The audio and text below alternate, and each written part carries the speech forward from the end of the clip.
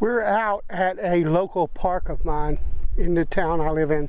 There are two local parks here that I come to all of the time. They are small, but they're not so small that they don't keep giving and giving and giving. What I would encourage you to do, a lot of times on YouTube and stuff, you see all these photographers and they've got the photography channels and they're taking trips all over the country or all over the world to capture photography moments and stuff like that. You know, if you don't have the budget for that, that doesn't mean that you can't be a photographer. You should explore the local areas where you're at and take advantage of them and keep coming back to them over and over and over again, and you will find, if you do, that they consistently give. Now today we're working on macro photography, and we've got a lot of wind here, so that's going to work against us, but that's all right. I want to talk a little bit about macro photography, and not specifically what it is, but what people view it as, because there's a couple of different ways people look at macro photography. The first thing that I would say is the actual definition of macro photography is that you're taking photographs in a 1-to-1 magnification. Now that sounds complex, and it kind of is, and I don't know all the technical aspects of it. The simplest way to explain it is that if I take a picture of an insect or a flower, because the thing of it is I'm a target of opportunity. If there are insects around, I'll take a shot of them. If there's an interesting, and I got like a mustache hair or something that's curling up in my nose, you know, that's the perils of having a stash. But anyway, you know, macro photography, the definition that is put out there all the time is 1-to-1, and what that means in the simplest of terms is that if I were to take whatever it was that I was taking a picture of and I put it on the sensor,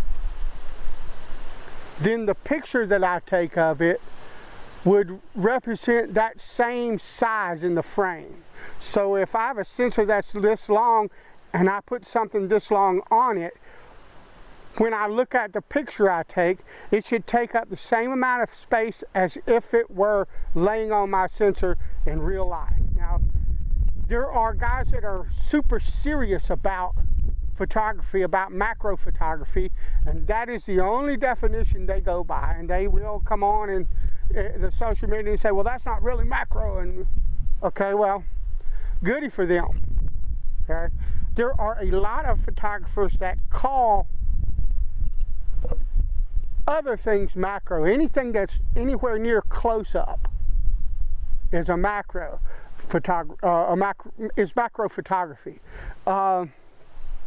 So you'll get guys like me a lot of times. I'll shoot with a 300 millimeter long telephoto, and I'll put that out to its longest reach, 300 millimeter, and then I'll back off the subject until it's in focus, and it'll be close in the frame, but it won't be 1-to-1, and I'll take a picture of that. Now, a lot of guys will call that macro. I would call it close-up photography. I'm not really particularly worried about what anybody else thinks it is, but just my terminology, 1-to-1 is macro, and anything else is sort of close-up, unless you go beyond 1-to-1 to what they would call super macro.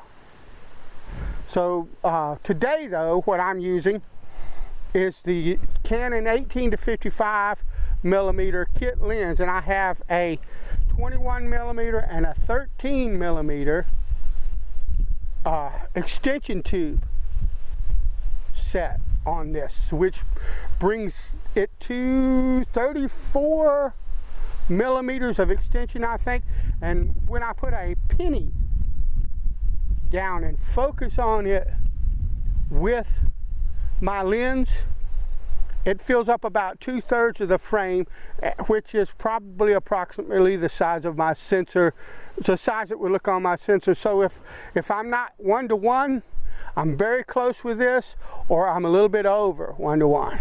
It doesn't matter for these purposes. That is macro photography to me. Now I'm here among a lot of brush and stuff like that, and it's getting toward the time of year when everything starts to die and all of that. And the thing of it is, when you're doing macro, you got to kind of sit still and look around you, see what you can see, because if you just walk by, you're not going to see the insects and the things that are there that you might be able to take a photograph of. So you want to look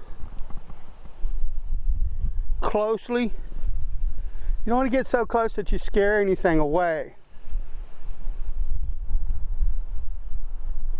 But like I said, if I see an interesting flower or plant or anything that I think would make a really nice macro photo, I'm going to take that shot. But I particularly am looking for insects of one kind or another.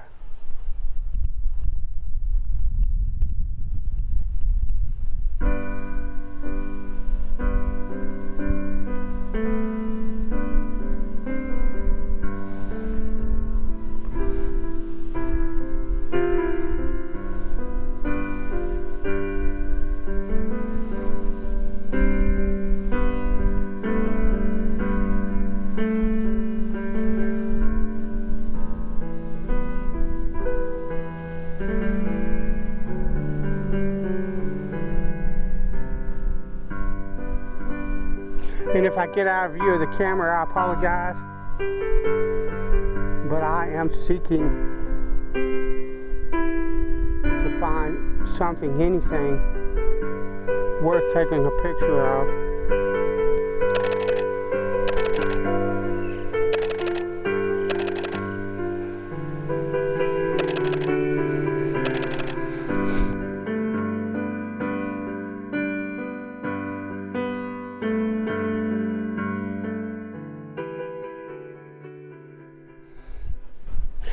And with macro, you want to take several shots of the subject.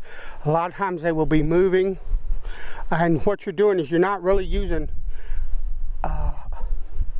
autofocus.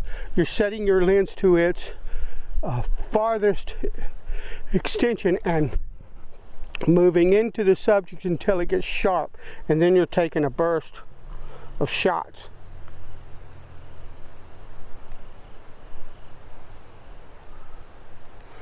And that's working a lot better, but I'm going to boost my ISO even more.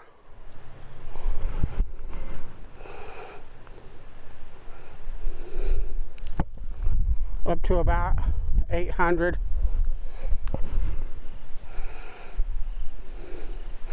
And that should give me a 60th of a second, which should work a lot better.